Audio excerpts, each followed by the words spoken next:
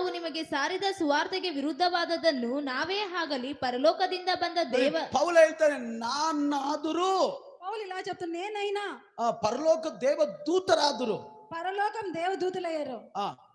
ದೇವದೂತನೇ ಆಗಲಿ ನಿಮಗೆ ಸಾರಿದರೆ ಶಾಪಗ್ರಸ್ತನಾಗಲಿ.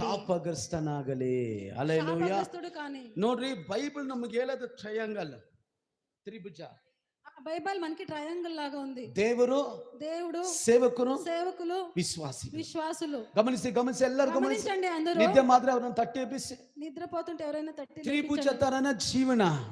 మన జీవితం త్రిభుజం లాగా ఉంది. దేవుడు, సేవకులు, విశ్వాసులు. ಹಿಂಗೆ ಹೋಗೋದು, ఇలాగే వెళ్తుంది.